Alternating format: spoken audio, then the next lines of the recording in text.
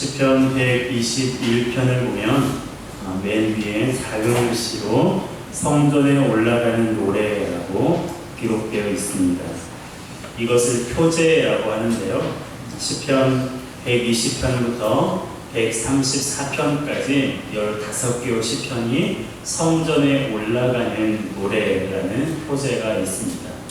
이것은 타국에 살던 유대인들이 주님의 성전이 있는 예루살렘을 향해 올라가면서 부른 노래이고 기도요, 그리고 신앙 고백이었습니다.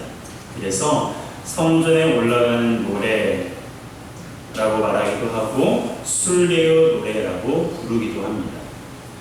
이들 중 오늘 본문인 121편은요 15편의 성전에 올라가는 노래 중에서 가장 널리 애송되고 있는 시편입니다. 아마 여러분들도 이 내용을 보게 되면 익숙한 그런 내용일 거라 생각합니다. 순례자가 여정 가운데에서 도우시고 보호하신 하나님의 은혜를 찬양하고 있는 노래가 바로 시편 121편입니다. 시인은 예루살렘으로 올라가는 길목에서 저 멀리 성전이 세워져 있는 산을 바라보면서 이렇게 읊조리고 있어요. 나의 도움이 어디서 올꼬? 1절입니다. 함께 읽겠습니다. 내가 산을 향하여 눈을 들으라 나의 도움이 어디서 올꼬? 여러분들도 차를 타고 혹은 걸어서 우리 회원교회로 오늘 예배당에 오셨을 텐데 예루살렘 성전 있는 그곳을 바라보면서 올라오면서 사람들은 나의 도움이 어디서 올꼬? 나의 도움이 어디서 올꼬? 그 성전을 바라보면서 이 고백을 하고 있는 것입니다. 일반적으로 사람들은 두 가지 이유로 산을 바라보곤 합니다. 하나는 산의 경치가 좋아서 바라보기도 하고요. 또 하나는 깊은 사색에 빠지기 때문에 산을 바라보기도 합니다. 시인은 후자의 이유로 지금 산을 바라보고 있는 것 같아요. 그는 아마도 인생에 어떤 문제를 만난 것 같습니다. 그 문제가 어떤 문제인지는 기록되어 있지 않지만 아마도 누군가의 도움이 필요한 상황이었던 것 같습니다. 그래서 산을 바라보며 기도하고 있는 거예요. 나의 도움이 어디서 올까? 나의 도움이 어디서 올까? 여러분, 우리는 누군가의 도움이 필요할 때가 있습니다. 저도 그렇고 이 자리에서 예배하는 우리 모두가 다 도움이 필요한 상황들이에요. 어떤 사람과 화해를 하고 싶은데 혼자서는 용기가 나지 않을 때가 있잖아요. 그때 누군가가 나를 도와서 화해를 시켜줬으면 좋겠다라고 생각이 들 때가 있습니다. 빚을 갚아야 할 시간이 다가오는데 수중에 돈이 없을 때에 누군가가 제발 나를 좀 도와줬으면 좋겠다라고 생각하기도 합니다. 갑자기 몸이 아파서 병원에 가야 하는데 혼자 있으면 얼마나 괴로울까요? 그때 옆에 누구라도 있으면 좋겠다고 생각할 때가 있지 않습니까? 그리고 무거운 짐을 들고 있을 때 가벼운 거 하나라도 들어줄 사람이 내 옆에 있기를 바라는 것이 우리 모두의 마음일 줄 압니다. 이와 같이 도움이 필요할 때 사람들은 저마다 다양한 방법으로 도와줄 대상을 찾기도 해요. 그런데 성도인 우리가 가장 먼저 그리고 가장 빨리 도움을 요청해야 할 분이 있습니다. 누구예요? 하나님 아버지십니다. 시인이 지금 예루살렘 성전을 바라보면서 나의 도움이 어디서 올꼬? 나의 도움이 어디서 올꼬? 라고 하는 것은 그를 도와줄 대상이 다른 곳에 있지 않고 성전에 머물고 계신 하나님께 있다는 사실을 시인이 알고 있기 때문에 예루살렘 성전이 세워져 있는 그 산을 바라보며 나에게 도움이 필요한 것을 고백하고 있는 것입니다. 시인이 하나님께 도움을 요청하는 이유가 두 가지가 있어요. 오늘 본문에서 두 가지를 찾을 수 있는데요. 첫 번째는 하나님은 창조주이시기 때문에 그렇습니다. 2절입니다. 함께 읽겠습니다. 나의 도움이 천지를 지으신 여호와에게서로다. 다시 한번 읽습니다. 나의 도움이 천지를 지으신 여호와에게서로다. 아멘. 그렇습니다. 나의 도움이 천지를 지으신 온 천하 만물을 창조하신 창조주 하나님께 있다라고 시인은 고백하고 있어요. 시인은 산을 바라보면서 나의 도움이 어디서 올꼬 라고 자문하는 데서 그치지 않고 즉시로 자답을 하고 있어요. 나의 도움이 천지를 지으신 여호와에게 있고, 자신을 도우실 분은 천지를 지으신 하나님 한 분이심을 고백하고 있는 것입니다. 그렇습니다. 시인은 산을 바라보면서 자신이 도와줄 사람이 누구인지를 이미 알고 있었어요. 어디에 가서 도움을 받을 수 있는 것을 생각하는 것이 아니라 그가 그의 인생 가운데 찾아온 여러 가지 인생의 위기와 문제 속에서 자기 자신을 도와줄 유일한 대상은 오직 천지를 지으신 하나님 한 분만이라고 고백하며 그것을 알고 있었던 것입니다. 산을 바라보면서 그 산을 지으신 하나님을 생각했고 그 산 위에 성전에 머물고 계신 하나님을 생각했던 것입니다.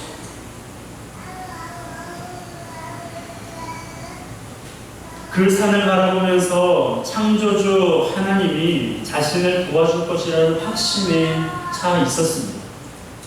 여러분, 성경이 어떤 말씀으로 시작하고 있습니까? 창세기 1장 1절에 보면 이렇게 기록하고 있죠. 함께 읽습니다. 태초에 하나님이 천지를 창조하십니다. 태초에 하나님이 천지를 창조하십니다. 이 말씀이 믿어지면요, 요한계시록 22장까지 다 믿어져요.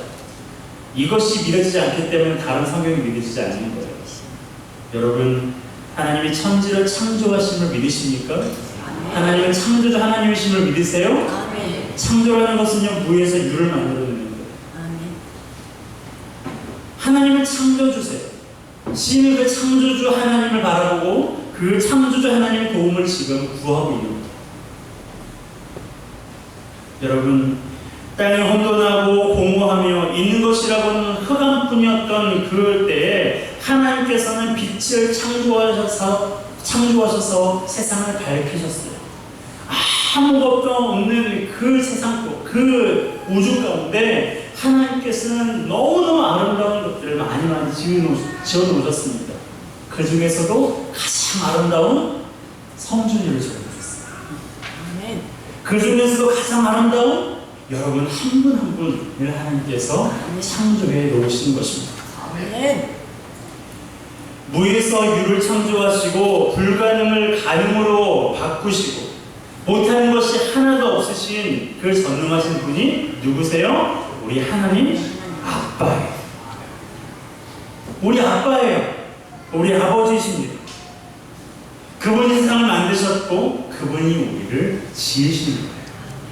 그러니 아무리 뛰어난 지식인이라 할지라도 하나님의 지식에 미치는 것은요 불가능해요. 자신의 겉과 속을 아주 잘 알고 있는 사람이라 할지라도 하나님이 우리를 아시는 정도에 비하면 나는 나 자신을 사실은 모르는 거나 마찬가지입니다. 왜냐하면 하나님은 우리를 지으신 창조주시기 때문입니다. 그러므로 우리 인생 가운데 커다란 문제가 있고 급박한 일이 있을지라도요, 낭떠러지에 있는 것 같은 절박한 순간이 있더라도 절망하거나 좌절하지 않기를 주님의 이름으로 축복합니다. 도움이 천지를 지으신 하나님께로부터 온다고 고백하고 있어요. 도움이 어디에서 온다고요? 천지를 지으신 하나님께 있어요. 도움은요 사람에게서 오는 것이 아니고요, 도움은 은행에서 오는 것이 아니고요, 도움은 천지를 지으신 창조주 하나님 아버지로부터 나에게 임한다는 사실을 기억하시기를 주님의 이름으로 축복합니다. 그 하나님 어떻게 하신다고요? 우리를 도와주세요. 지금도 우리를 돕기 위해서 기다리고 계시고 언제든지 우리가 콜하면 우리에게로 즉시 달려오시는 분이 바로 우리 하나님 아버지십니다. 인생에 문제가 있습니까? 인생의 어려운 일을 만나셨습니까?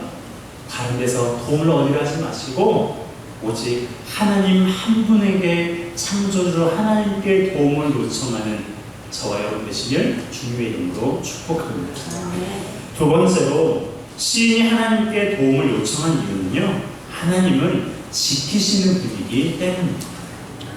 3절입니다. 함께 읽겠습니다. 시작. 여호와께서 너로 실족지 않게 하시며 너를 지키시는 자가 졸지 아니하시리로다. 아멘. 여호와께서 너로 실족지 않게 하시며 너를 지키시는 자가 졸지 아니하시리로다. 여러분, 실족한다라는 것은요, 발을 잘못 디뎌서 미끄러진다라는 뜻이에요. 이것은 짐승이 사냥꾼이 파놓은 함정에 빠지는 것을 빠지는 그 말에서 비롯된 단어입니다.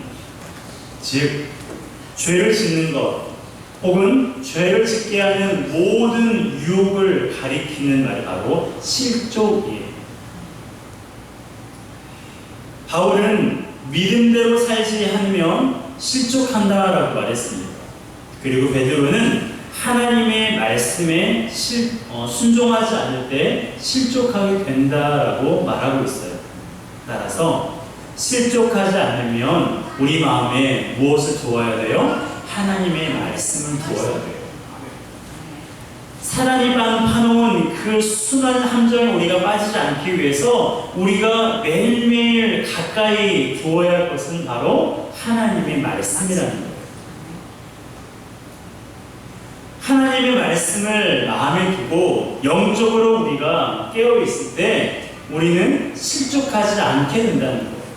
우리는 함정에, 사단이 파놓은 함정에 빠지지 않는다는 것입니다.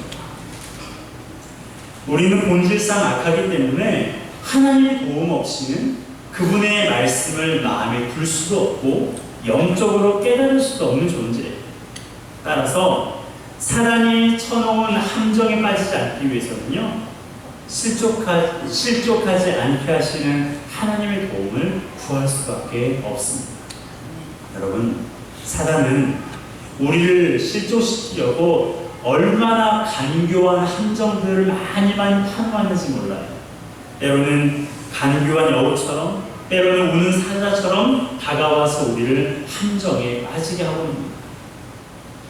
간교한 여우와 같다는 것은 우리의 마음을 겨냥한 함정을 만들어 놓았다는 거예요. 사단은 우리의 과거의 상처를 끄집어내서 마음을 상하게 해요. 분노하게 만들기도 하고 시기하고 질투하게 만들기도 합니다.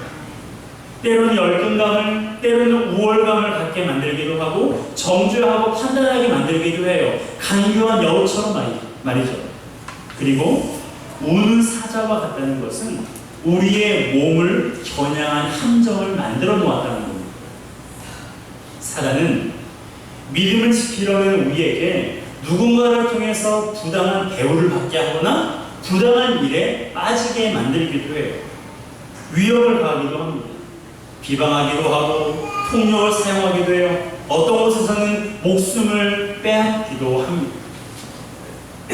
이처럼 사단은 간교한 여우처럼 그리고 우는 사자처럼 성도인 우리를 실족시키기 위해서 수단과 방법을 가리지 않고 있어요. 그런데 문제는 사탄이 파놓은 그 함정들이요, 보이지 않는다는 거예요. 앞에 분노라는 함정이 보이면 피하면 되는데 보이지 않기 때문에 그곳에 빠지게 됩니다. 과거의 상처라는 함정이 보이면 그곳에 빠지지 않을 텐데 그곳이 보이지 않기 때문에 기운이 나지 않고 우리의 마음이, 우리의 몸이 축축 처지게 되는 거예요. 우월감이라는 함정에 빠지면 자신도 모르게 누군가를 정죄하고 비방하게 되기도 합니다. 그러므로 우리는 사단의 함정에 빠질 만한 그런 기회와 빠질 만한 그런 여건들이 너무너무 많은데요. 그럼에도 불구하고 그 함정에 빠지지 않기 위해서 우리는 조심해요. 한번 그 함정에 빠지게 되면 헤어나오기가 어렵거든요. 그래서 그래서 사단의 함정에 빠지지 않는 것이 중요한데 그러기 위한 유일한 방법이 무엇이냐? 한번 따라합시다. 주님께 도움을 요청하는 겁니다. 그렇습니다. 사단이 파놓은 그 수많은 간교하고 무서운 그 함정에 빠지지 않는 유일한 방법은요, 하나님 아버지께 도움을 요청합니다. 아멘. 왜요? 오직 하나님 한 분만이 사탄이 만들어 놓은 함정이 어디에 있는지, 사탄이 파놓은 함정이 무엇인지 우리 하나님 아버지께서 잘 알고 계시기 때문입니다. 그리고 우리가 그 길을 피하도록 우리를 도와주시기 때문입니다. 여러분, 온 땅이 눈으로 수백하게 덮여 있을 때, 어디가 길인지 전혀 분간할 수 없을 때 그 길을 안전하게 걸어갈 수 있는 유일한 방법이 무엇입니까? 그곳 지리를 잘 알고 있는 사람이에요. 그 길을 눈 감고도 걸어갈 수 있는 그 사람의 길을 그가 밟은 그 발자국을 따라갈 때에 다른 곳에 우리가 실족하지 않는 거예요. 마찬가지입니다. 우리는요, 한 치 앞도 모른 채 인생길을 살아가고 있어요. 여러분들은 아세요? 저는 모르겠어요. 내일 어떤 일이 있을지 모르고, 아니 예배 이후에 당장 내 삶 속에 어떤 일이 일어날지 아무것도 모르겠어요. 여러분도 모르잖아요. 우리는 모르는 인생을 살고 있어요. 눈이 어두운 것이 아니라 우리의 인생 자체가 우리는 마치 눈을 감고 살아가는 인생과 같은 거예요. 그러니 우리는 모르고 있지만 하나님은 어떠세요? 하나님은 모든 걸 알고 계세요. 그러므로 우리가 우리 인생길 가운데 함정에 빠지지 않기 위해서는요, 하나님이 인도하시는 길로 따라가는 수밖에 없어요. 그러므로 사람이 아무리 좋은 길을 제시하고 이 길이 확실하니까 나만 믿어보라 라는 그런 사람이 있다면요, 제가 이런 말은 잘 안 쓰는데 절대 믿지 마세요. 100%입니다. 확실합니다. 그것은 확실히 거짓말이에요. 여러분, 우리는 사람을 믿어서는 안 돼요. 목회자도 믿어서는 안 됩니다. 몇 년 전에요, 목사가 목사를 교회에서 흉기를 휘두르는 일이 발생했습니다. 얼마나 사회적으로 큰 비판이 있었는지 몰라요. 성직자라고 불리는 목회자도요, 이런 일을 저질러요. 때로는 가족도 믿지 못하는 시대를 우리는 살아가고 있지 않습니까? 어떤 분이 그러시더라고요. 어제 유초정부시를 확장 공사를 했는데, 공사를 하시는 분 중에 한 분이 함께 식사를 하면서 이런 말씀을 하시더라고요. 본인이 올해 51살인데 지금까지 살아오면서 크게 깨달은 것 중에 하나는 사람을 믿을 만한 대상이 아니라는 그런 말을 하시더라고요. 이분은 과거에 사업도 크게 하고 굉장히 잘 나가셨던 분이세요. 그런데 하루는 자신이 신뢰하고 따랐던 지인의 말을 믿고 투자를 했다가 완전히 재산을 다 잃어버렸습니다. 그로 인해서 1년 동안 산으로 도망다니면서 사시다가 4년 전부터는 쉬는 날도 없이 공사장에서 일을 하면서 살아가고 계신데요. 그분의 고백입니다. 목사님, 내가 51년 동안 내가 살아보니까 사람은 믿을 만한 대상이 아니더라고요. 이분 불자세요. 스님이 되시려고 하셨던 분이세요. 그런 분의 입술에서도 사람을 믿을 만한 대상이 아니라는 거예요. 여러분, 사람은 믿음의 대상이 아닙니다. 알고 계시죠? 사람은 믿음의 대상이 아니고요, 의지의 대상도 아니에요. 그럼 사람은 어떤 대상이에요? 사랑해야 하는 대상. 사람은 믿음의 대상도 의지의 대상도 아니고 사랑해야 하는 대상이에요. 우리가 믿고 의지할 대상은 오직 하나님 한 분이심을 꼭 기억하시기를 주님의 이름으로 축복합니다. 아멘. 우리가 믿고 의지할 대상은 누구뿐이시라고요? 하나님. 이성준 목사예요? 하나님. 우리 고성호 전도사님이세요? 아니에요. 하나님 한 분뿐이세요. 아멘. 목회자도 믿지 마세요. 사람이에요. 여러분, 우리는 주님의 종이에요. 여러분들은 저의 양이 아니라 하나님의 양이에요. 주님의 양이에요. 저에게 잠시 맡겨주신 것 뿐입니다. 그러므로 우리가 들어야 할 음성은요, 목사님이 무슨 말씀을 하나 그 말씀에 내가 순종해야지, 아니에요. 분별하세요. 저도 제 감정을 있고, 저도 제 생각이 있고, 저도 무지한 사람이에요. 여러분들에게 잘못한 것을 가르칠 수도 있어요. 여러분들이 스스로 분별하셔야 돼요. 과연 목사님이 설교 중에 선포하는 말씀이 성경과 일치하는지 꼭 확인해 보세요. 여러분, 목회자를 통해서 주님의 음성을 듣기도 하지만 사람의 소리일 수도 있기 때문에 반드시 여러분들이 영적으로 분별하셔야 돼요. 그래서 물론 저는 여러분들께 하나님께서 저에게 그리고 여러분들에게 무엇을 말씀하기 원하시는가 긴장하면서 그렇게 말씀을 선포하고 말씀을 준비합니다. 하지만 그렇지 못한 경우도 있기 때문에 여러분 스스로 말씀을 묵상하고 기도하면서 분별해야 돼요. 제가 주님의 말씀만 선포하는 목회자가 될 수 있도록 기도해 주시기를 부탁드립니다. 그리고 저는 여러분이 저를 통해서 주님의 음성을 들었으면 좋겠어요. 하지만 무엇보다 여러분 스스로 말씀과 기도를 사모해서 주님의 음성을 듣는 성도가 되는 것이 저의 큰 바람이고 큰 목적입니다. 왜요? 그래야 실족하지 않아요. 그래야 상처받고 교회를 떠나거나 믿음을 버리지 않습니다. 여러분, 하나님은 천지를 창조하신 분이시고 우리를 위해서 실족하지도 졸지도 않으시는 분이심을 기억하시기 바랍니다. 하나님은 지금도 우리를 도우시려고 기다리고 계세요. 여러분, 도움 필요하지 않으세요? 도움 필요하시잖아요. 저도 많은 도움이 필요한 사람 중에 한 사람이에요. 그러므로 우리 인생 가운데 크고 작은 도움이 필요할 때에 우리가 다른 곳에 가지 말고 예배당에 오세요.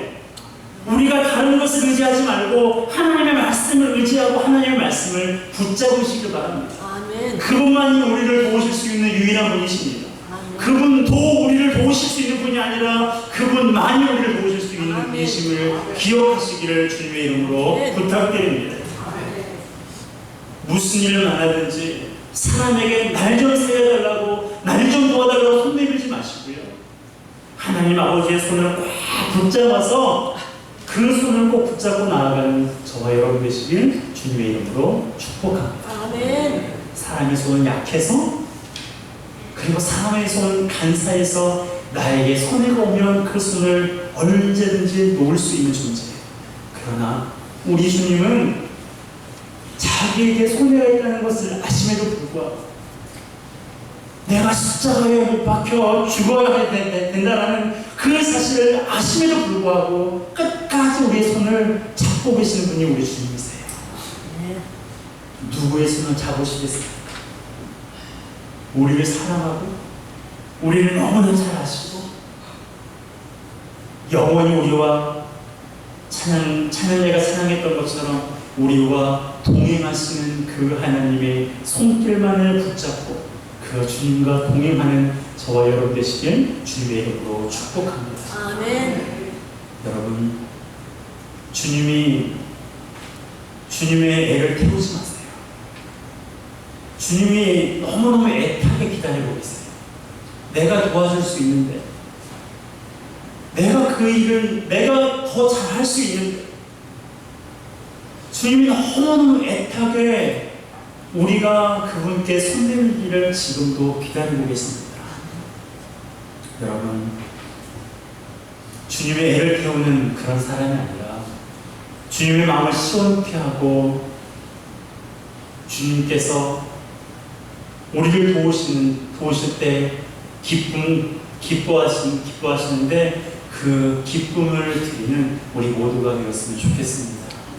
이 한 주간도 그리고 우리의 평생 동안 우리는 어김없이 매일매일 매 순간순간마다 크고 작은 도움이 필요합니다. 나의 도움이 어디서 올까? 나의 도움이 천지를 지으신 여호와에게서다. 이 말씀의 고백이 저와 여러분들의 고백 되기를 주님의 이름으로 축복합니다. 아멘. 함께 찬양하겠습니다.